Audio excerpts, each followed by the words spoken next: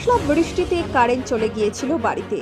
মোমবাতি জ্বালাতেই দুস্থ পরিবারের বাড়ি পুড়ে ছাই হলো। বহু কষ্টে চলছিল সংসার। দিন আনা দিন খাওয়ার ছিল প্রতিদিনের কাজ, কিন্তু একটা মোমবাতি হয়ে দাঁড়ালো গোটা পরিবারের কাছে সংকটের আরেক নাম। বর্ধমানের রায়ান ১ নম্বর গ্রাম পঞ্চায়েতের অন্তর্গত মালির বাগানের বাসিন্দা ফাতিজা বিবি। বহু কষ্ট করে একটা ছিটিয়ে বেড়ায় ঘরে কোনো রকমে থাকতো রিজওয়ান ও তার মা ফাতিজা বিবি। বাবা নেই রিজওয়ানের, মা অনেক কষ্টে সংসার চালান।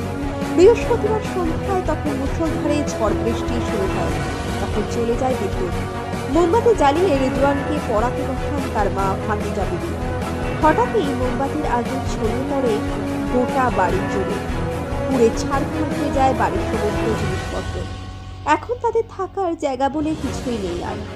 একটা মোমবাতির আলো মানুষের জীবনে যে কত বড় সংকট নামিয়ে নিয়ে আসতে পারে তারই প্রমাণ হয়তো ফাতিজা বিবির এই পরিবার। এখন সবার কাছে সহযোগিতার হাত বাড়িয়ে দিতে বলছেন এই অসহায় তিন মহিলা। যদি কোনো সহৃদয় ব্যক্তি এগিয়ে আসেন এই অসহায় পরিবারের সাহায্যার্থে, সেদিকেই তাকিয়ে রয়েছেন গোটা পরিবার। তাই আমাদেরও আপনাদের কাছে একান্ত অনুরোধ, এগিয়ে আসুন এই অসহায় পরিবারটি দিয়ে সাহায্য করতে।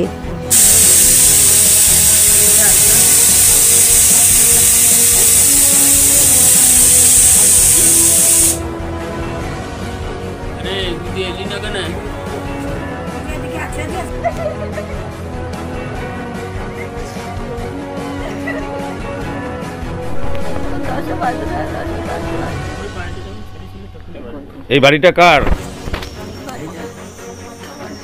কি নাম?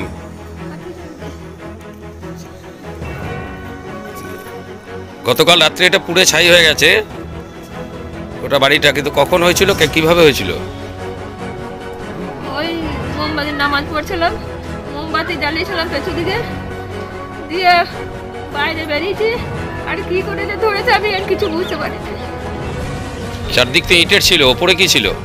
ওপরে ছিল তিরপল। মোমবাতি থেকেই আগুনটা লেগেছে বলে মনে হচ্ছে।